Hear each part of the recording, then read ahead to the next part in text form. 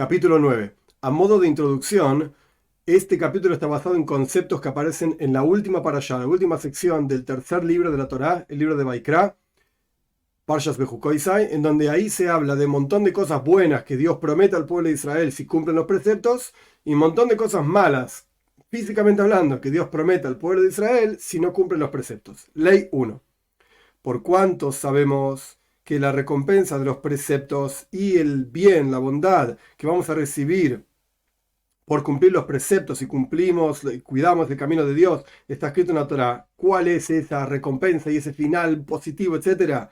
La vida en el mundo por venir, como el Rambam me explicó en las leyes anteriores, por cuanto está escrito en aras de que te sea bueno para ti y tengas larga vida, y la venganza que se venga, Dios, por supuesto, de los malvados que dejaron los caminos de la justicia, de la rectitud que están escritos en la Torá. ¿Cuál es este castigo más profundo, por así decir?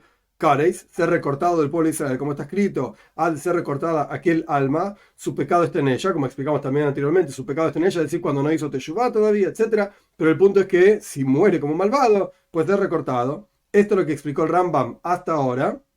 Pregunta el Rambam mismo. ¿Qué es aquello que está escrito en la Torá entera? Si escuchan, les va a pasar esto. Y si no escuchan, les va a pasar aquello. Y todas esas cosas ocurren en este mundo. Por ejemplo, saciedad, o sea, alimentos, etcétera, hambruna, guerra, paz, reinado, si el pueblo de Israel van a ser reyes, o bajeza, van a ser gobernados por otros. Y estar asentados en la tierra o estar en el exilio, éxito o lo opuesto, y todo el resto de las cosas que aparecen en el pacto. El Rambam me está haciendo referencia, como mencioné en la introducción, al pacto que Dios habla, del cual Dios habla en Parshas Bejukoisai, al final del libro de Vaikra. Todas esas cosas son verdad y serán verdad.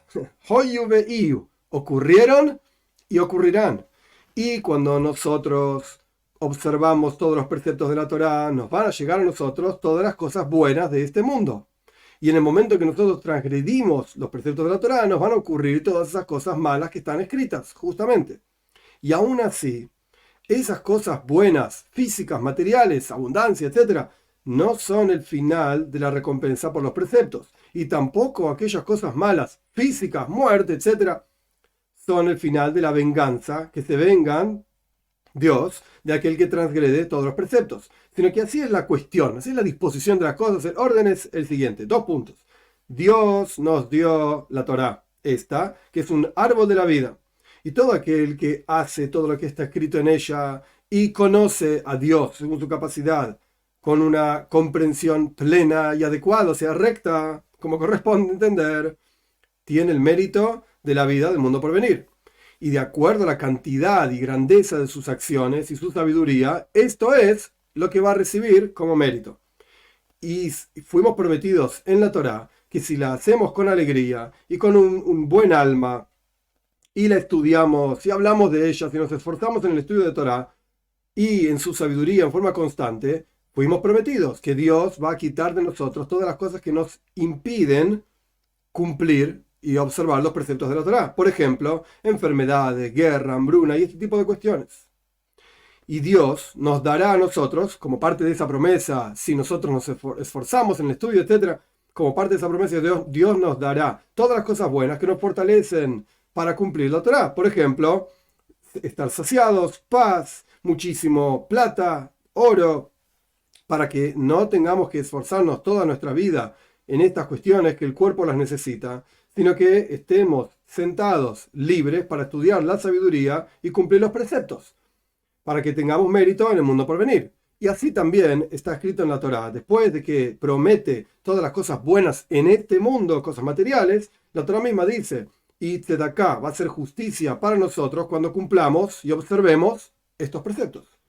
Y también fuimos informados en la Torá que si abandonamos la Torá bajo conciencia, o sea, siendo conscientes de lo que estamos haciendo, y nos esforzamos en las vaciedades, vanidades del tiempo, como está escrito, y engordó Yeshurun, que se refiere al pueblo de Israel, y despreció, pateó, por así decir, los preceptos de la Torá a Dios, etc., fuimos también prometidos e informados en la Torá que el juez fiel va a quitar de aquellos que dejan la Torá, etc., las cosas buenas de este mundo, que ellos Esas cosas buenas fortalecieron las manos de aquellos que patearon a Dios. Por cuanto yo estoy bien, no necesito a Dios.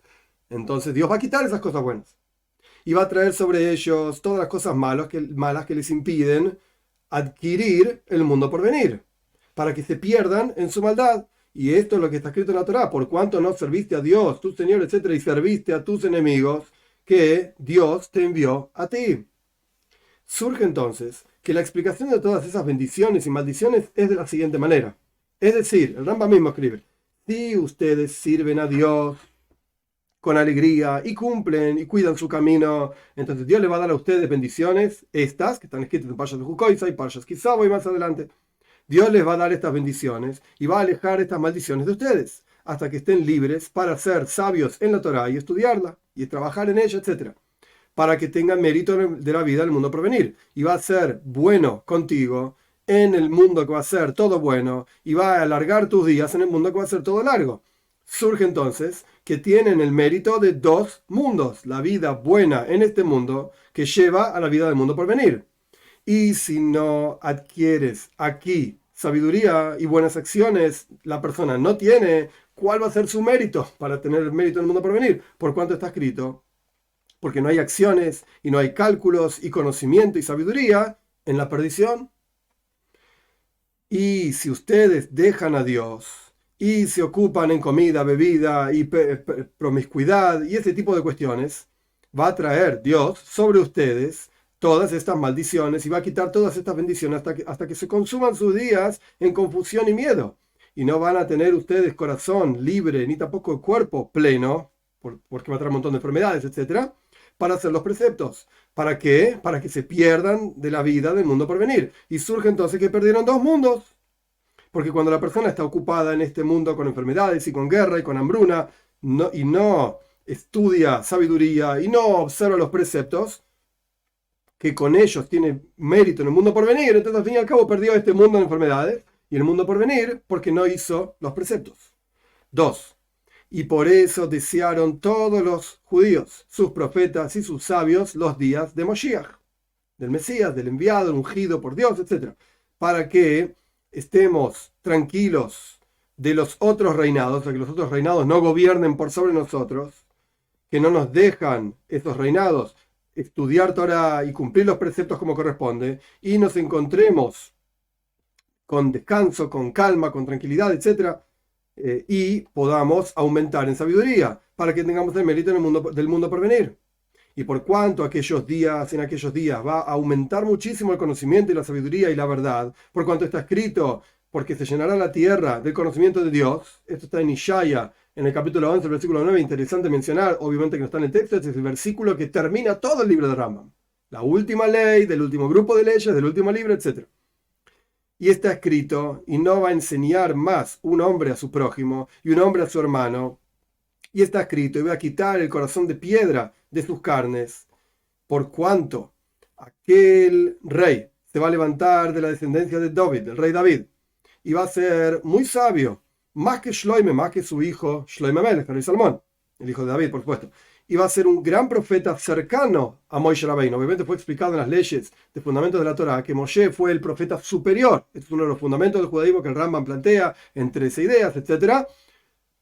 Moshiach va a ser profeta, pero nunca va a llegar al nivel de Moshe Rabbeinu. Por eso dice el texto literal: va a ser un gran profeta cercano a Moshe, y por lo tanto va a enseñar a todo el pueblo, va a indicar a ellos, al pueblo, el camino de Dios.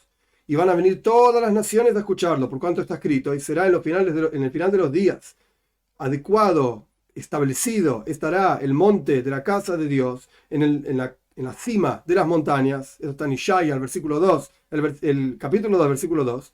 Y al final, toda la recompensa entera y todo lo bueno último, el final de lo bueno, lo mejor, por así decir, que no tiene interrupción y no tiene resto, que esto es la vida del mundo por venir. Que sí, que después de la venida de Moshiach, como explicamos anteriormente también en otro capítulo, viene una vida eterna, pero espiritual, lo que el Rambam llama el mundo por venir. Esta es la opinión de Maimónides. Pero los días de Moshiach lo deja claro: es este mundo, y este mundo se comporta como lo conocemos, con la naturaleza tal y cual la conocemos, sin milagros, etc. Sino que, ¿cuál es la diferencia con la época de Moshiach? Va a retornar el reinado al pueblo de Israel. Y ya dijeron los primeros sabios, no hay diferencia entre este mundo y la época, este mundo que vivimos ahora y la época de la venida de Moshiach, excepto la servidumbre de otros reinados. O sea, que otros reinados gobiernan por sobre el pueblo de Israel, por sobre el pueblo de Israel, perdón. Hoy en día, y en la época de Moshiach, no van a gobernar por sobre el pueblo de Israel.